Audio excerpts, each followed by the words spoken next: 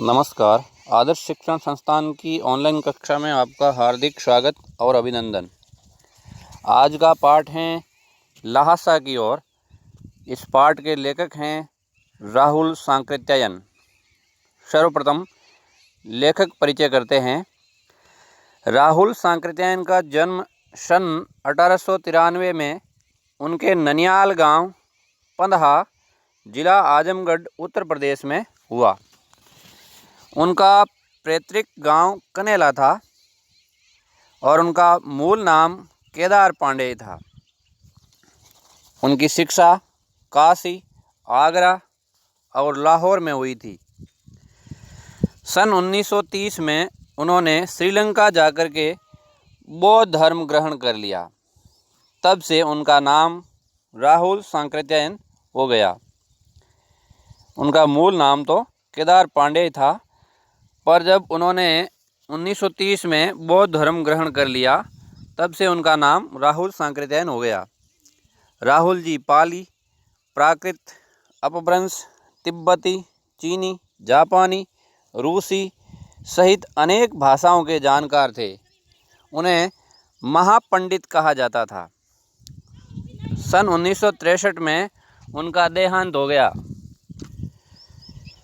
राहुल सांकृत्यायन ने उपन्यास, कहानी, आत्मकथा, यात्रावृत्त, जीवनी, आलोचना, शोध आदि अनेक विधाओं में साहित्य सृजन किया। इतना ही नहीं, उन्होंने अनेक ग्रंथों का हिंदी में अनुवाद भी किया। मेरी जीवन यात्रा, जिसके 6 भाग, दर्शन दिग्दर्शन, 22वीं सदी, वोल्गा से गंगा, भागो नहीं, दुनिया को बदलो, दिमागी गुलामी, घुमक्कड़ शास्त्र आदि उनकी प्रमुख कृतियां हैं। साहित्य के अलावा दर्शन, राजनीति, धर्म, इतिहास, विज्ञान आदि विभिन्न विषयों पर राहुल जी द्वारा रचित पुस्तकों की संख्या लगभग 150 हैं।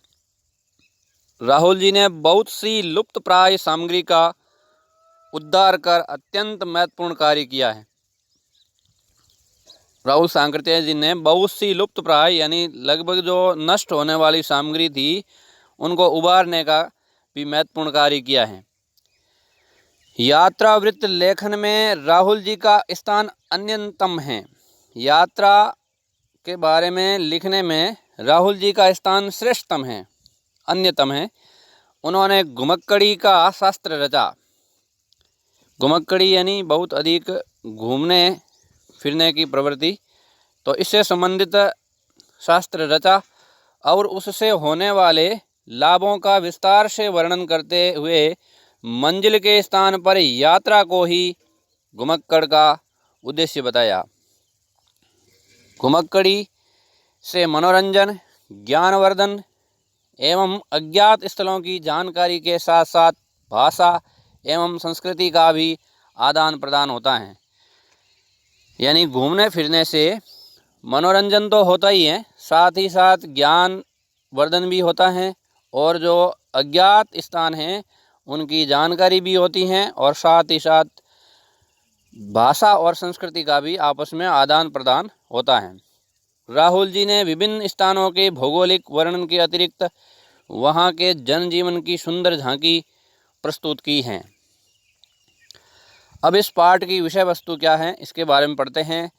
संकलित अंश राहुल जी की प्रथम तिब्बत यात्रा से लिया गया है।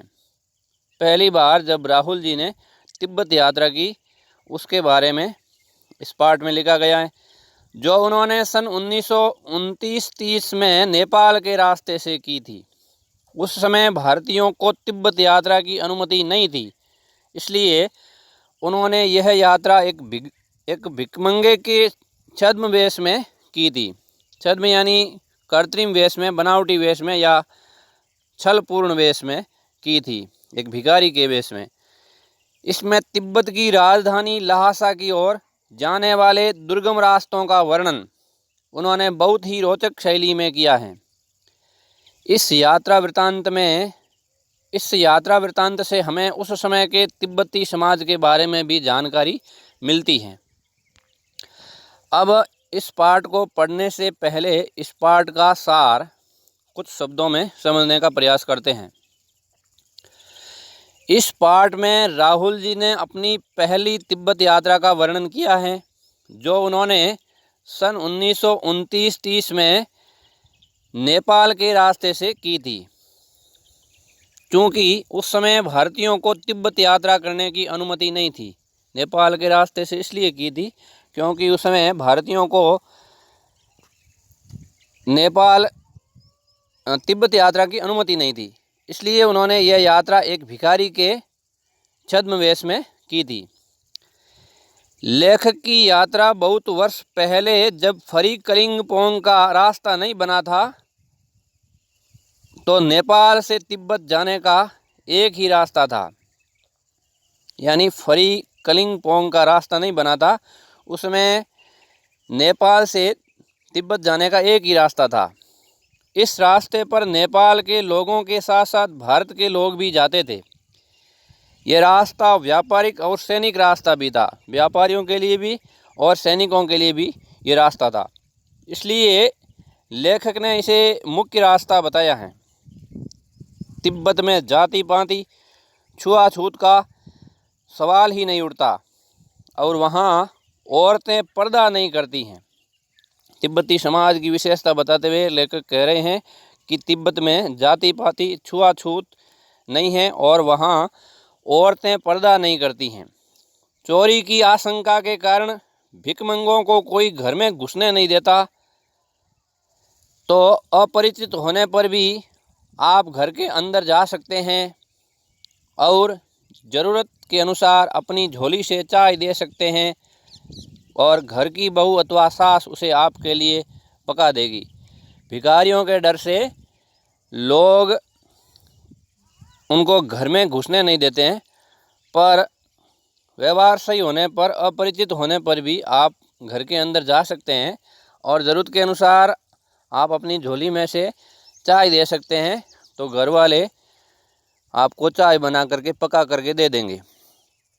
परित्यक्त चीनी किले से जब वह चले तो एक व्यक्ति को 2 चींटें राहदारी देकर धोंगला के पहले के आखिरी गांव में पहुंच गए। परित्यक्त यानी उपेक्षित भाव से छोड़े हुए चीनी किले से जब वो आगे चले तो एक व्यक्ति को 2 चींटें राहदारी, चींटें हैं यानी एनम गांव के पास पुल से नदी पार करने के लिए मजिस्ट्रेट के हाथ की लिखी राहदारी, जो जिसको लेखक ने अपने मंगोल दोस्त के माध्यम से प्राप्त की थी, तो वो शुल्क दे करके, चुंगी दे करके, राहदारी दे करके धोंगला के पहले के आखिरी गांव में पहुंच गए। यहाँ सुमति जो मंगोल भिक्षु हैं और राहुल सांकृत्यायन जी का दोस्त हैं, यहाँ सुमति की पहचान तथा भिखारी होने के कारण रहने को अच्छी जगह मिली। अब वहाँ पर सुमति की जान पहचान थी और भिखारियों के वेश में वो थे, इसलिए अच्छी जगह मिली। 5 साल बाद वे लोग इसी रास्ते से लौटे थे, तब उन्हें रहने की जगह नहीं मिली थी और गरीब की झोंपड़ी में ठहरना पड़ा था, क्योंकि वे भिखारी नहीं बल्कि भद्र यात्री के वेश में थे। लेकिन दोबारा जब 5 साल बाद इसी रास्ते से वापस लौटे थे तो उन्हें रहने की जगह नहीं मिली थी, क्योंकि इस बार वो सज्जन यात्री के वेश में थे।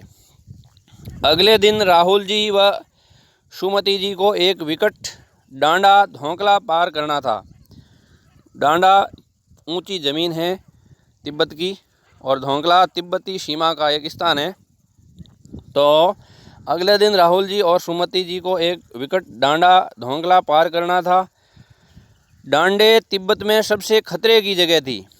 16-17 हज़ार फीट ऊंची होने के कारण दोनों और गांवों का नामो निशान न था।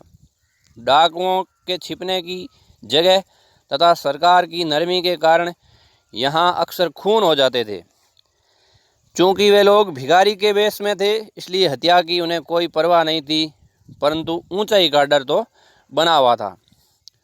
दूसरे दिन उन्होंने डांडे की चढ़ाई घोड़े से की, जिसमें उन्हें दक्षिण पूर्व की ओर बिना बर्फ और हरियाली के नंगे पहाड़ दिखे तथा उत्तर की ओर पहाड़ों पर कुछ बर्फ दिखी।